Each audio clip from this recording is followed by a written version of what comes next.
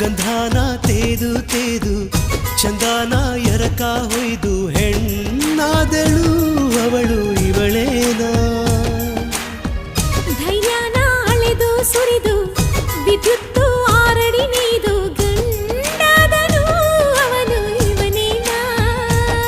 ನಿನ್ನ ಅದರಗಳು ಹೂ ಬರೆದೆಗಳು ಇವು ತರಲೆಗಳು ಬಿಡು ಕವಿತೆಗಳು ನಿನಗಾಗಿಯೇ ಉಸಿರಿನ ಪರ್ವತ ನಾ ಕಟ್ಟುವೆ ಬೆಚ್ಚಗಿಡುವೆ ಬಾರೆ ಬಾ ಕಲ್ಲು ಕರಗೋಯ್ತು